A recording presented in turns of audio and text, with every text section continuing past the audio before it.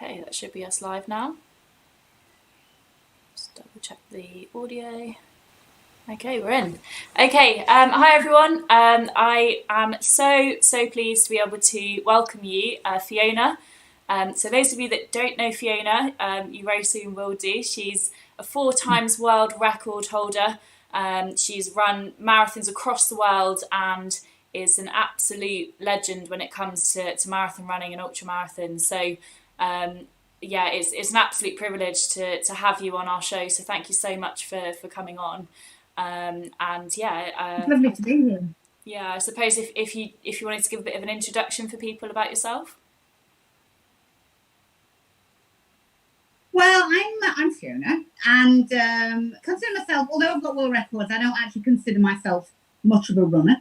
It is fairly well documented that I don't always. It's a love-hate relationship with me with running. I love it when I've done it, and I hate it when I've got to do with it.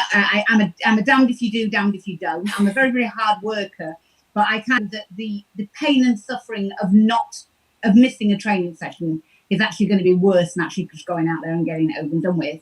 I run for slightly to everyone else. I've been vegan since I was 6 years old. That was completely self-inspired decision. I run an animal sanctuary. I've got like 600 rescued animals at my sanctuary. I've been doing that for 25 years. And I wanted to promote veganism, and that's the reason that I took to running. And it's kind of really, really radically different because as a teenager, I had a lot of surgeries, a lot of orthopedic surgeries, nothing to do with me being vegan. And I had my right kneecap removed. And at the time, I was told that you won't be able to run again. I've been a sporty kid, and definitely not running. And so that was a bit of a body blow when you're a teenager and you love athletics, and you love your netball and your hockey. And I actually started cycling when I went down to Oxford to train for a profession, shorthand secretary. Can you imagine? I took to cycling and reached a high level in cycling, national, domestic level. But the running came about 2 decades ago, purely by accident. And people say, why did you pick running? You were told you could never run properly. And indeed, even now, as people look at my style, it's kind of not very good. Let's put it like that. I've been to races, and I was actually looking for a qualifier for the elite start in the London Marathon last year, and I selected a half marathon to go and do it in. And I was warming up. I was like petrified, sitting in the corner, sort of going through the motions and like stretching and whatever. And this guy came over to me and said, "Are you Fiona Ernst?" And I was kind of, yes, this is the big time, somebody recognized me. Well, And he said, "I thought it was you." He said, because you limp when you run. I thought, oh God, okay. Crappy style there, and been accentuated. And so back in like noughties, I wanted a way to promote veganism in a positive direction. Mm-hmm. I've been vegan many years, and there was no out there that I knew of even vegetarian, let alone vegan. And I just thought it would be a good way of proving that as a vegan person, you can do anything. Not prohibitive. Living plant-based is not prohibitive to anything. Women's sport, even now, isn't the focus of attention. Back then, there were no real outstanding role models for women. Mm. And Paula Radcliffe rose to the surface with the marathon, and all the kind of were there, this extreme endurance event. People forget that there was only an Olympic marathon for women back in 1984. Before then, the event had been considered too tough for us frail little beings. So it kind of fitted the bill for what I wanted in terms of, I just thought if I could at least compete in and hopefully complete a marathon, then that's got to be the definitive kind of rubber stamp that as a vegan you can do anything. So I didn't why was it a marathon? Take it to the level. Well, I mean, sorry to interrupt you. Why a marathon? I mean, it's quite a big tall order. As a if you marathon is going to be the thing. I mean, I think just because the marathon was being billed as this really, really tough event, kind of the most difficult event on the athletics calendar, I think that people of a certain age will remember a time before marathons were that popular, there weren't that actually many marathons around. They're only really the major marathons. It's become a lot more popular event in a decade or 15 years. And I've got no talent. And what honestly I feel about the marathon or the longer distance, the longer you go, the less that physical talent is an inhibitor and mental ability becomes more important. So, for instance, I say to people, if you were to ask most people, can they get round 26.2 miles at whatever pace, they probably would be able to do it. But if you ask people to train for a sub 15 second 100 meters, they're not going to be able to do that as easily. Yeah. And obviously, I was never going to be a great 10,000 meter runner. I have no ability. I mean, I've got this disability. And honestly, I was quite naive and I didn't realize the complexities of running the distance. I say the complexities of running the distance. People ask me for advice. I mean, obviously, with training for a marathon, if you just want to get round a marathon, then go out and do the miles, build the endurance, and you'll get round. Then if you want to get round quicker and you want to start targeting, sub 3, sub 250, sub 240s, that's when it becomes more complex. I hadn't realized that at the time. I mean, I was literally one of those people that actually thought 2 half marathons equaled a marathon. Yeah. And then when I started to kind of get some information on it and people were saying, oh no, marathon starts at 20 miles. And I'm thinking, no. Marathon 26.2 miles, therefore. And I realized these things, after the event. But the one thing that I think, I've never had a coach because nobody would touch me because of the veganism, to be honest with you. They considered it and still do. An amazing very, thing very to do. prohibitive. Yeah. I think a lot of people, when they go into things like this, they think, oh, I need to have, the most up-to-date gear. I need to have a good coach. I need to have, X, Y, Z. And I think, that and I think proven. For some people, they probably do. But for me, I am running for different reasons. And I remember back in the 90s, I used to work in a bike shop. And somebody came in, and it was the time Miguel Indurain was winning the Tour de France. So, of course, after his 4th win of the Tour de France, all the guys came in and said, I said, what are you looking for? I'm looking for a bike. Okay. What sort of bike are you looking for? Racing, mountain bike, a fast one. And I kind of look at them and say, with best respect, Miguel Indurain will probably go 10 times quicker than you if you gave him a shopping bike. Because he's got the talent, he's got the ability, he's done the training. So, just having a good bike is not going to make you a good cyclist. And for me, I mean, I've never had any of the frills. I mean, I've never trained even in a group because I live very rurally. It's not easily accessible for me. And I can't run on a track because the bends on a track really are damaging to my knee. Yeah. So I've actually done all my speed work on a treadmill, which horrifies your kind of elite coaches. They're quite sniffy about treadmills, but it's got me to where I want to be. But I know my own body. I mean, I don't have a Garmin or a Strava or a Fitbit. I've got the old Timex Ironman on here, and even that is so old that I can't get a battery for it. I can't reset it, so I know it's running 4 minutes quick. So I have to do these bizarre calculations when I'm out. What time I start. But I'm very, very good at pace judgment. And I do honestly believe that coaches and embellishments do help you. But basically, it's got to come from within here and within here. And people do carry the most sophisticated computer around with them at all times, i.e. their brain. But many don't actually know how to use it. And because of the kind of different way that I've gone about my marathon running, I've actually really learned to use this. Yeah. So my training is quite unique, my lifestyle is quite unique, but it suits me, it works for me. And I do think that some people can get a bit carried away in that kind of, they might see an article in a running magazine, run your best marathon with only 3 light training sessions a week and never break a sweat. That's not going to happen. And when I have been around, it might be some people, but it's not going to happen for me. I mean, if I'm not nailing 100 miles a week, I know I'm going to be way up the pace, But for me, it's all about cutting through the crap, basically, and actually realising that you've got in any sport, the high achievers are doing the work. The difference between me and them is they've got the talent as well. I don't have any talent. I've just got a great need and a great motivation to be out there that kind of usurps the talent bit. But I mean, if I don't know whether, I mean, people say, you know, if you not had a kneecap, would you have been a faster runner, better runner? I don't think I would. I don't think, you know, I'm not even built for marathon running. In fact, I've had some really, really bizarre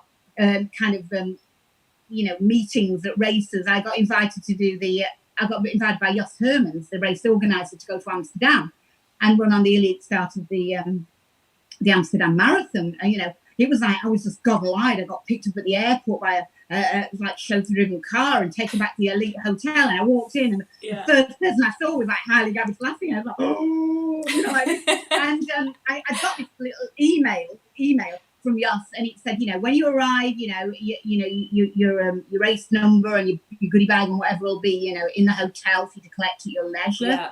And I remember going out. It was the moment of my career, because for me, these people are gods, you know, and I've just come like, I'm like Miss tuck your vest into your knickers and you get your plimsolls on and run around, Miss Amateur gone mad.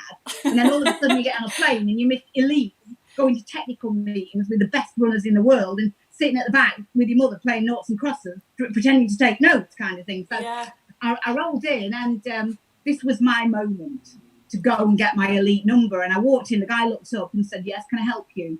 And I said, oh, I've come to collect my race number, you know. And he said, sign-ons at the Olympic Stadium. And I thought, oh my God, I've made this horrendous mistake. I'm not an elite runner. And I just fumbled in my pocket. And I've got this email from your son, and it said, come here. And he kind of looked me up and down. And went, you're on the elite start, you know. Yeah. And I said, oh, yes. And, you know, he asked me what times I'd run. And, you know, he said, you know, if you ran out your skin, you could probably come top 15, top 12 even. And I came 8th overall. And that is just through determination. Realising that I've got to do a lot of training, and I've got no talent, so I've got an awful lot to make up for.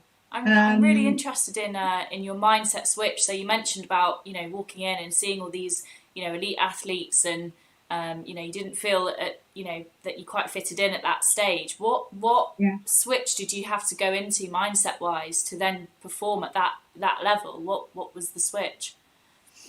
Well, honestly, it's just the honour of being there, the honour of being awarded the privilege and the opportunity to be around these people that can lift you to that next level. Now, I'm not saying that everybody who's like a 4-hour marathon runner would be in the presence of Eliud Kipchoge and then suddenly run sub-2. That's not going to happen.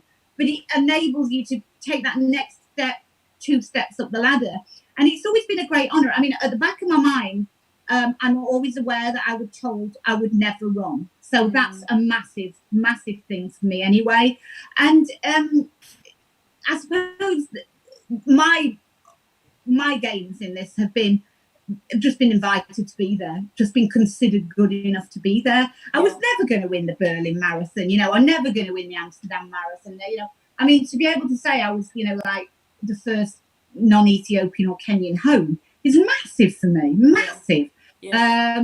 And yeah, it's just, I don't know. I suppose I was like a kid in a candy shop. I mean, just literally all these great names that you just never think you're going to be around, and suddenly you're sitting next to you know, down to breakfast with Haile Gebrselassie, and that honour. It's just the honour and the surreal honour of it, because my running has always been very secondary to the sanctuary, and if I haven't got time to train, the animals have to come first, so I have to find a way of fitting it in. And suddenly to be whisked off and been, you know, like walking, you know, to the elite start of the Great North Run or something like that. That is just massive for me. It's just like they're the moments that I've worked for. That is what the 100 miles a week for me was all about. Not so much just for me, but I know obviously I started the Vegan Runner Club back in 2004, and it was a way of getting that word out, the vegan word out, in a positive context. Amongst these great people, and being accepted and have earned your place to be there. That was the definitive proof. At the time, there wasn't social media, so I couldn't go round and have a conversation with anyone. Have you considered being vegan? Have you considered being vegan? Like 50,000 runners, and they get stuff. But just by the association. Look at her. Look at her. I don't even look like a marathon runner. Like, people used to ask me, oh, you run? yes. And what, a sprinter? Oh, no, a marathon runner. And he's like, you know, because I'm quite, you know, I'm muscular. I mean, obviously I am. I mean, I've got a really active lifestyle, you know, looking after 600 animals. I mean, and I don't mean like 600 tiny little fleas or anything. I've got like 108 horses, 66 cows, 150 pigs, over 100 sheep. Now, I've got some big, heavy duty work to do. And as a retained firefighter, you know, it's just a massive honour, and just to be able to publicise veganism in a positive way. That's why I was out there. And it's just a simple formula. The better I can run, the better I can do that in a positive, peaceful and proactive way, and hopefully then encourage others. They might not be vegan, but it's familiarising them with a word that they probably don't associate being in the elite enclosures. That's all. That's all I've done it for. Because we've had a conversation, you know, before this, and for those that are watching at the moment, you know, we were discussing about the fact that, you know, your drive for all of this is caring for the animals and caring for, you know, the wider humanity. Really is actually, you know, helping people and helping animals. And for those that have watched the documentary Running for Good, it's available on Amazon Prime, and I think some other platforms as well. Is that, you know, you said this is like your job. This is your job for the animals, and your job to get this message out there. And you haven't always had the easiest time in getting that out there, have you? I think with, you know, sometimes it's been a bit challenging, or, you know, a bit of resistance from people, which, you know, ultimately you stuck with your goal and you've driven that forward, and I think that's really commendable. Yeah, I mean, it would. I mean, especially with media, the press and the media have been very, very difficult. I remember in 2013 when I came back from the North Pole Marathon, and I'd won it, I broke the course record, and the British woman done really, really well, and the BBC rang me, and, you know, we want you to come up to BBC Breakfast and open and close the show, and that was all cool. And then the researcher rang back, and just to go through, you know, finer details and arrangements, and we don't want you to mention the fact that you're vegan. And that's kind of really hard for me, because it puts me in terrible juxtaposition. I wouldn't have been at the North Pole running if I hadn't been doing it for a reason other than that's another one on the bucket list. It wasn't never been about that. So I felt compelled to mention it anyway. I found a little sneaky way of saying it. I'm an honorary patron of the Vegan Society, so I wanted to do something to commemorate their Diamond Jubilee. But yeah, I mean, and I realised after a while it was difficult. Veganism pre-2016 was aligned with terrorism. I know that sounds weird. Animal rights activism, that's what veganism was associated with, activism in terms of hostile activism. And it was Mike Bushnell from the BBC actually came out and saw me before the London Marathon, who kind of explained it to me. And also, when I'd done the world records, I had a lot of interest when I was doing them from a major paper to do a full story on it. And when it actually came to actually doing the story, when I got back to the UK in December, they pulled out, and I was so upset. The journalist actually told me, he said, look, our wages are paid by advertisers, and it was at a time when Aldi and Lidl were trying to go head to head with the more luxury supermarket brands like Tesco and Sainsbury's. Yeah. And they were coming out with all the Five-Bird roasts and the sort of fresh cream trifles or whatever they sell, I don't really know.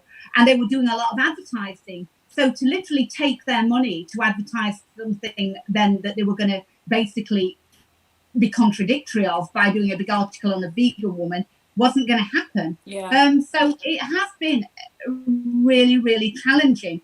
When I started my marathon running career quite seriously, I just thought I wasn't good enough. I thought, top 20 in London, with all these problems, is not good enough. Top 15th and, age group win in Berlin. It's just obviously I'm not good enough. Yeah. So I kept coming home and thinking, what more do I have to do? How much quicker do I have to get to engender any real interest from the mainstream media? And it took me a good while to realise why it was like a veganophobia thing. And I've always realised that it's also about the commerciality. I don't have a commercial agenda. I'm not trying to sell anything. I'm telling people from a very grassroots way that you can probably be a far better runner than me. And it won't be a gadget, and it probably won't be a powertrain. They might enhance your performance, but actually it's from the need that I'm out there to perform well that is actually going to get you to where you want to be. You've really got to want to be running 100 miles a week. You've got to want to do 9 sessions a week. I mean, not literally, not, oh, great, my next session. But there's got to be something in the back of your head that's telling you this really is worth it. For whatever reason, you might just want to win races. You might just want to improve. You might just have goals in mind. But you've really got to want it. You've not just got to be going through the motions. And yeah, it has been very, very difficult. What saddened me, rather controversially, is that I think that certainly from a commercial basis, if manufacturers, producers, shops, supermarkets, whoever, could just put a vegan label on something and sell it, it wouldn't be threatening. So for me, the plant-based products that are around now are not that healthy. They're not that great for the individual. They're not that great for the environment. But people seem to be going for it because it's just marked vegan, when actually it's not really vegan. It's just plant-based. Veganism is about whole ethical status, and it's not just about what you eat. In fact, probably veganism is about fifth, in terms of what I eat, it's probably about the 5th most important thing on my agenda. It's about other individuals, it's about your own health, about the animals, about the climate, the environment, so many other things, and the food just comes naturally with it. I think it's really important that people understand that is the case, and obviously from your level of experience, this is something that you've done your whole life. Since it was at 6 years old that you've carried out a vegan lifestyle, and so for people to understand really where that comes from. And I think what happens, and especially I see it in the sports industry as well, is that things are very well marketed, and whether it be from protein shakes or meal replacements or whatever it might be, diets, you see them all the time where it's like, this is part of a diet lifestyle. It's like, for people to really get to the ins and outs of it, they need to build a bit of understanding. And I think what you're doing is not only showing that what the performance that you're able to achieve through this lifestyle, but also the drivers behind it and your motivations behind your training, and sourcing food correctly, understanding the way that the process happens and how it ends up on your plate.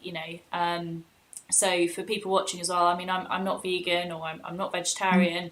I do eat meat, and that for me is a choice. But I'm now, through the process of this, being more aware and being more thoughtful in the decisions that I'm making. And I think that that's a really important message for people, is how you want to be able to, how you want to live, how you want to have an impact on the planet, and how those smaller decisions. So for me, a big step for me was actually looking at what is the meat organic? Is it from a well sourced say farm, or a well sourced place, rather than I thought, oh, okay, well, that one's on offer, or I'll buy that one, which typically I probably would have done. So those small steps for people to actually form their decisions upon, and what you're doing. I mean, you set up a foundation as well, haven't you? I set up a foundation just to promote veganism in a positive way. It helps underprivileged kids go to vegan camps. It's about vegan outreach, but in a positive way. The main way that I've found to be positive is actually just go out with the vegan runner top on and basically do well. That's what worked for me. And I'm not saying that. I mean, vegan runners was started in 2004 because me and a guy that were running in the Vegetarian Cycling and Athletics Club, you have to be in an affiliated running club to run on certain starts. And we were obviously, the Vegetarian Cycling Club was the only one that had any kind of remote resemblance to why we were out there. And when I got my first elite start in London, Peter said to me, Peter Simpson, the guy that helped me with it, he said, you do realise you're going to be out at the front of the race, 45 minutes ahead of the main field, and you're going to be starting with the real good girls. And I go, no. And he said, now is the time. Now is the time we can replace that with the vegan strip. And, it is a really, really positive, non-confrontational way of introducing conversation. At the time, I was pretty much the only vegan in the village. So for me, it was very important to me to do well. But now we've got like, we mass takeover races. There's a lot of positivity. Everybody who's out there for a race, there's a certain amount of competitiveness in them. As soon as the gun goes off, even if it's like, oh, I don't care about my time, I just want to finish, you suddenly start caring about your time.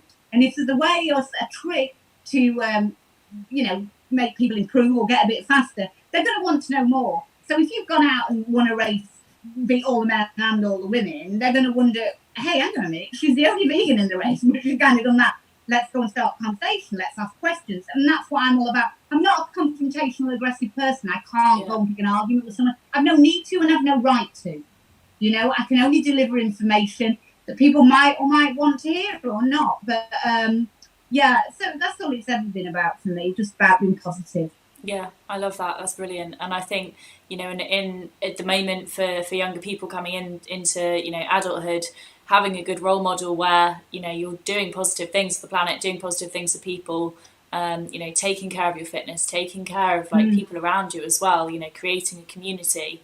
I think that's really, really good. And it's definitely needed in, a time where, it can be quite difficult, with certain pressures of how to look and how to behave and how to be. Actually, you're showing the way. I can't imagine what pressures young people go through at the moment. But it's absolutely unimaginable to me, the teenage suicide rate, even before this. That was something that in my day, you were too busy, literally outside playing or looking at ponies or reading, you weren't thinking about these things because you just didn't have the pressures.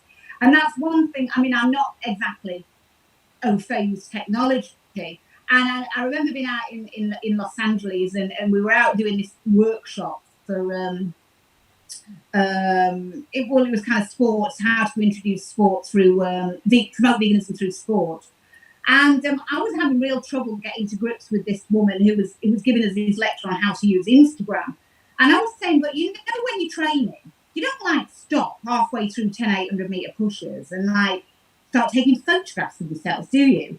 And she said, no. They actually ran a company called Tiny Horse, which did Strictly Come Dancing, and she worked for Kim Kardashian. She explained to me that these photographs, that they just have a weekend of staging photographs, and they add the photograph to the caption. And I said, but that's not exactly very truthful, because that's not giving a truthful image to youngsters out there of what it does look like to actually do these training sessions. And it sets standards that are impossible for them to achieve or emulate. So if I put something on the internet, it is a truthful photograph of that time. Sort of enhance it or anything like that, make it look better than it is. That's just the truth out there. And I think that's very, very important, because otherwise you're just on a continual treadmill of unattainable achievement. And it doesn't seem right for kids to have that extra pressure. It really doesn't. It stood out to me as well in your documentary that you're very real. You're very, you're quite happy. Well, it's brilliant. Yeah, I went out to Hollywood for that. Can you imagine? So Rich Roll was this really big wig. Keegan was actually going to narrate it, because Keegan was there with me and he lived through the race with me. So I was really disappointed when he said somebody else has offered to narrate it. It's this big podcaster, Rich Roll, and I was like, oh, I'm not sure, So I'm out there in LA, as you do, and I hadn't even seen the film at the time. Who wants to watch themselves on a big screen? It's bad enough on an iPhone, let alone on a giant screen. So Rich Roll came over to me, very, very slick. It's like 10, 12 people work for Rich. It's very, very slick. And he said, congratulations on the film. You must be really proud of it. I said, no, I haven't seen it yet. And he just looked and said, you haven't seen it? Keegan kept sending me these little snippets of it. And I kept going, yeah, that's fine. I'm sure it's fine. But I just couldn't bottle it. I just couldn't watch it. And I had plans to sit at the back of the theatre and kind of do the old, I've dropped something. And an hour later, I found it. I missed the film. Yeah. So it kind of dragged me by my hair down to sit next to him. And I'm like, oh my God, look like Quasimodo limping out the desert, and I'm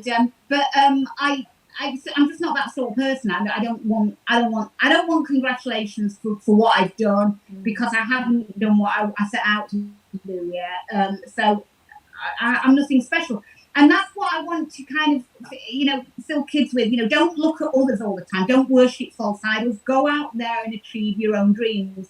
Build your own dreams.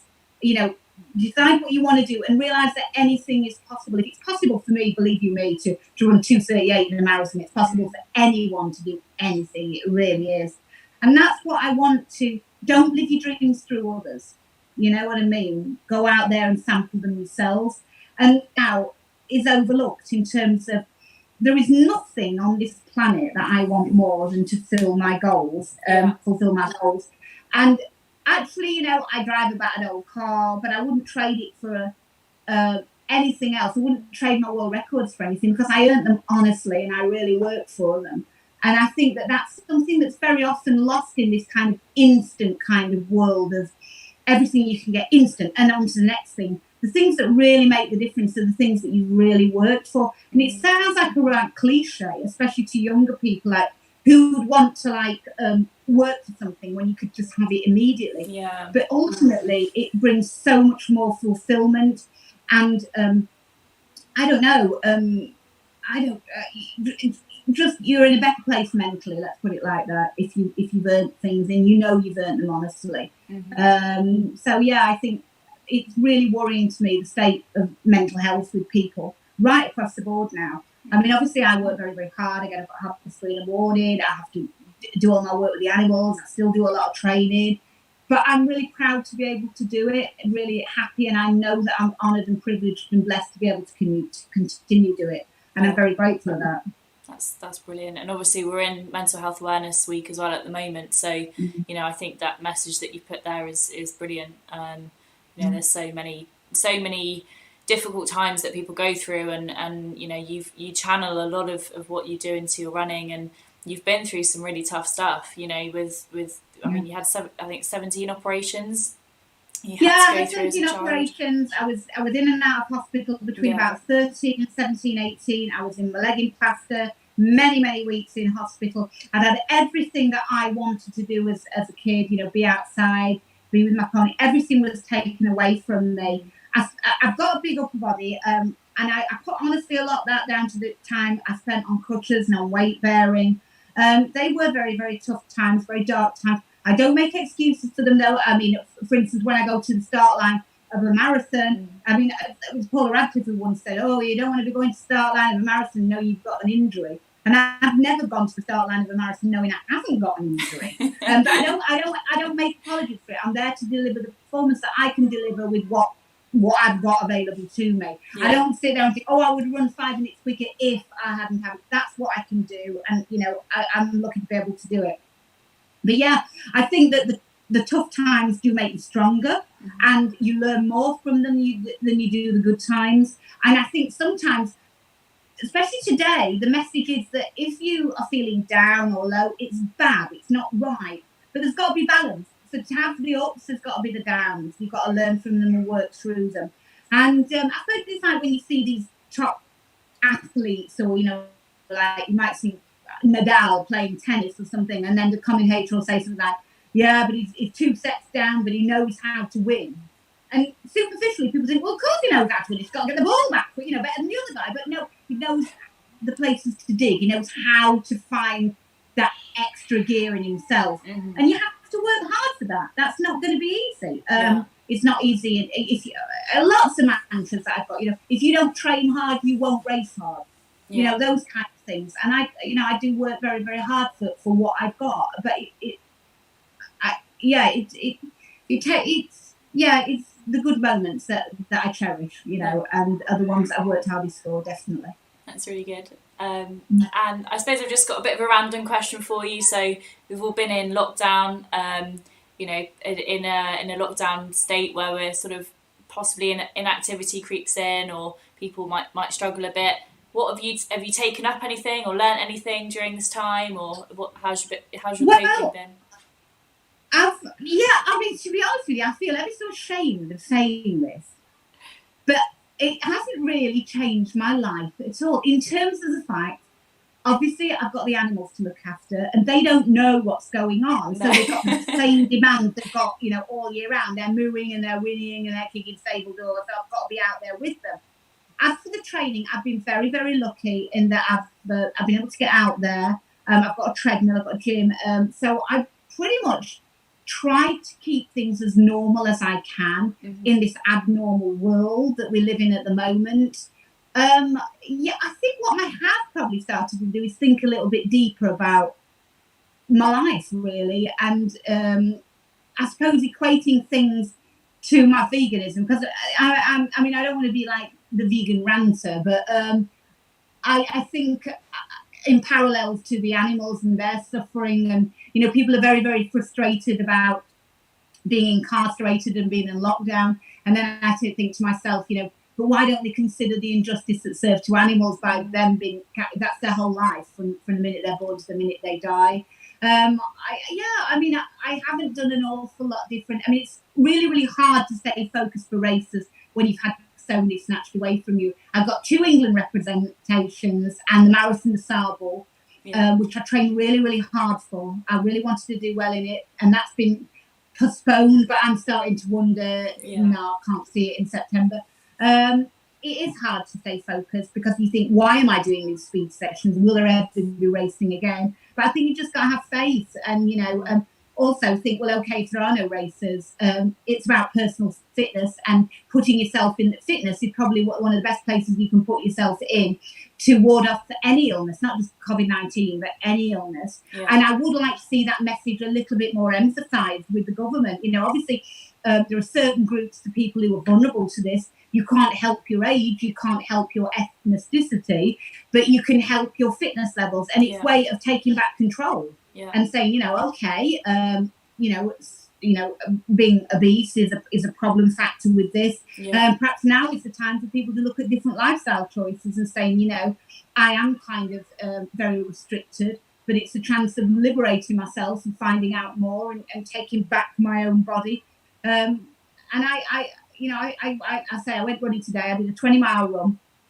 Very, very lucky to be able to do that. I love to run in the heat. Hotter the better for me. And I look at some people, when they're kind of, they can hardly walk in it, or they're clutching giant water bottles or whatever.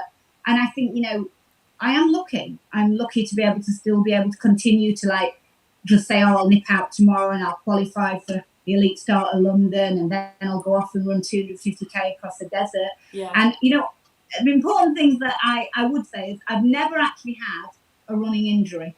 I've had injuries which have impacted my running, like before Marathon des Sables in 2012, I broke 2 toes and had to go out to the desert, toughest foot race on the planet with 2 fractured toes, which didn't make for an easy week, but I got through it.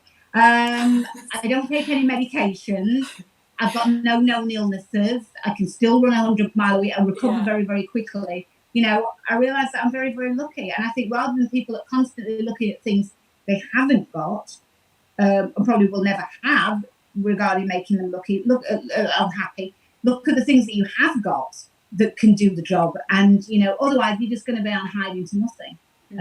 Look, happiness comes from within, contentment comes from within, fulfillment comes from within, and exudes out. And it alters your outlook on life and enhances your outlook on life so radically. That's an important message that I think is overlooked. And for me, looking for vaccines and cures and medications is fine, but look at people's lifestyle choices perhaps, and encourage them to consider those, because ultimately you're responsible for your own health, and your own destiny. That's what I truly believe.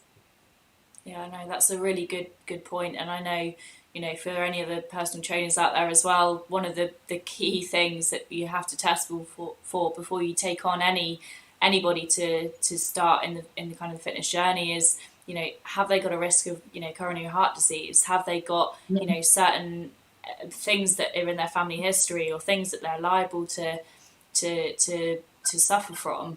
And those quite often are a build up of lifestyle habits, of behaviours, of choices that they've made. And I think that it's really important to kind of look at what are your risks currently, how are you health wise. Take this time now to really look into that and take care of yourself. And if you've got a friend there that needs a bit of help, then be that support for them, be there for them. But I think exactly, and also always remember that just getting out there, just doing a little bit of walking, doing a little bit of walk jogging is great. You don't have to be like Elliot Kipchoge. You don't have to be doing any of that. Anything is better than nothing. Yeah. And people have said to me, oh, I feel embarrassed. I'm never going to run as fast as you. And I say, well, it's all relative. I'm never going to run as fast as Paula Radcliffe. It's all relative, But if you don't start, you'll never get anywhere. Mm-hmm. And by actually going out there and trying, you're beating all those that aren't doing. So you're a winner, even just by trying. Yeah. And I think that it is important because but obviously, like you say, you've got to be careful. I mean, somebody said to me, oh, I wish I could run like 20 miles in the heat. But obviously I've been doing it a long time and I'm very, very used to it.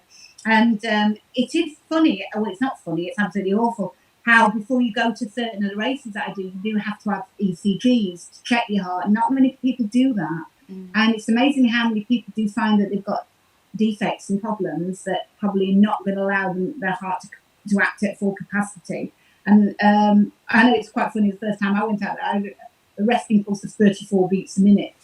And I'd gone to my normal GP. Yeah. And I thought, I'm going to come out of this. I came out with a referral to a heart surgeon, total bradycardia, can't recommend you to do the race at all. I was thinking, but it was all okay because he saw me as a runner rather than just a statistic. But check yourself out definitely before you start. Yeah. Well, that's really, really good. So I don't think we've got any questions that have come up, but I would say, if people have any questions, please feel free to get in touch. And Fiona, did you want to just mention a little bit about how people can possibly follow you or get in contact with you? Or yeah, I mean, you can find me on social media, obviously. Fiona Oates. I mean, Fiona Oates on Instagram, and I'm not very good with all this. I mean, I just Google Fiona Oates. In fact, I rang into the James O'Brien show to talk about sport, and it was about drugs in sport. And James is always the kind of, he always likes to get his point across. And I didn't say I was a marathon runner or a vegan either. And then he kind of said to me just as I started the interview, are you the Fiona Oates?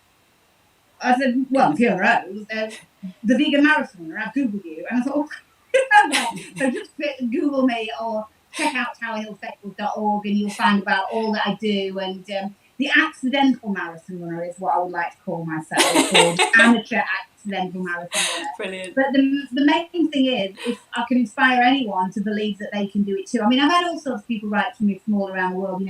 One lady recently wrote to me, she's a vet, and she said, I didn't think I'd be able to reach the level I dream of with such a high work commitment. But seeing that you've done it encouraged me to believe that I can do it. I think that's a lot. I'm not a sports nutritionist. I know very little about nutrition. I mean, I only eat one meal a day. So, I mean, I know very little about nutrition.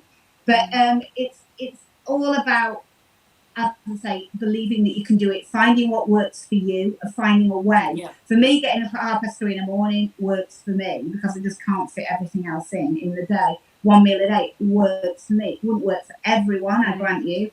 But, and it's about believing that you can do it. You really can.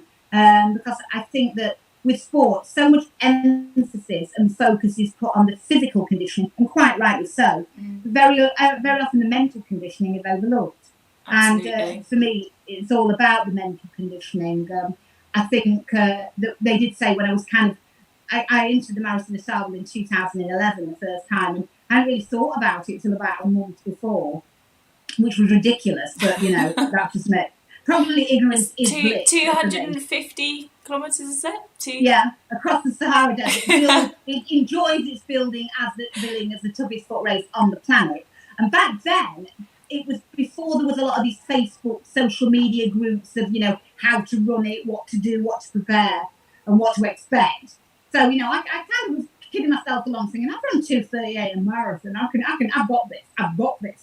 So I didn't really look into it, shall I take polls or not? 2:38 marathon, but fortunately I took the polls because actually the best way of putting what a set of polls do for you is they turn a two-legged beast into a four-legged beast. And I've you can run out the arms because honestly it's just a brute of a race, but it is 250 kilometres across the Sahara Desert, totally self-sufficient for the whole week.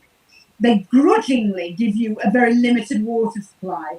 and a tent with which to put your kit in at night, and that's it.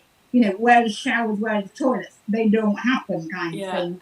So yeah, I didn't really think too much about it. I just went out there and kind of thought, I'll be able to get through this. But it's the one, I really wanted it. I mean, by the long stage on that particular year, you could see the bones sticking out of my little toe because I'd gone out there with these fractured toes and my feet were so swollen, I couldn't get them into my shoes.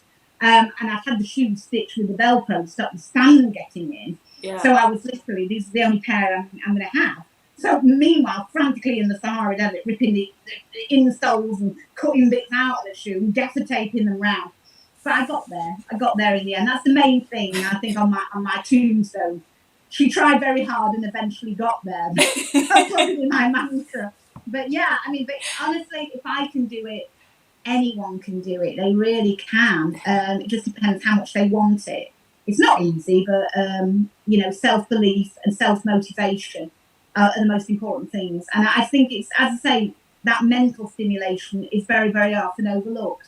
And I think that was the year that they said it's about 30% physical ability and 70% mental ability to just keep pushing through the suffering. And that's what I'm very good at. I know very little about anything. I'm fully well aware I've got no talent, but that keeps me very, very grounded to know what my strong points are, my ability to want it bad enough, and to know that I've got to work hard for it and not believe the run your best marathon with 3 easy training sessions a week and don't even break sweat. I know personally I'm going to have to work very, very hard and I'm prepared to do it. And I think that if people are, they'd be surprised. The sky's the limit, literally. That's brilliant. Oh, well, thank you so much for coming on and, chatting with, hopefully we can, get the recording of this and we can, share it if you wish to. But, especially for people that have tuned in as well, this has just been brilliant. And I think, you're a real inspiration and a real role model. And, I wish you all the best with it all in the future as well. Keep going with it. And, we're backing you. It's brilliant. We might meet in the desert somewhere. Or yeah. I'll get my sandals ready. Yeah, anywhere would be nice now after lockdown. People just say, just be nice to see real people and, face to face rather than kind of, blurry screens. But no, that'd be wonderful. And if I can help anybody or give any advice, they'd like to ask a question, I'm here. I'm just available. Obviously, I'm not going anywhere. And I'm always willing to help because for me, actually, truly, it gives me far greater pleasure to see other people achieve their goals, and to think that you've had some input in that than actually achieving my own, because I've never actually felt anything I've done has been worthy, or I've always wanted to do more or do a little bit better. But when people come to me and they say, it's because of you, or I was able to help and feel part of their dream, that's so much more fulfilling. Well, I mean, thank you for sharing that as well. It's must be quite tough, always trying to fulfill that and, keep pushing yourself. And, I've had a little bit of that, myself with certain goals and challenges where I just sort of not quite feel like I've fulfilled it quite enough. So I think that, people possibly resonate with that. And, I'm so proud to be able to talk to you as well. It's been really, really special. So thank you. You're welcome. Very welcome. Yeah, thank you. So what we'll do is I'll finish the share now. So again, if anyone's got any questions or want to get in touch with Fiona, please feel free to get in touch and we'll try and sort that for you. But I want to say thanks everyone, and I hope you enjoyed that, and we'll chat soon. Thanks everyone. Yeah, how lovely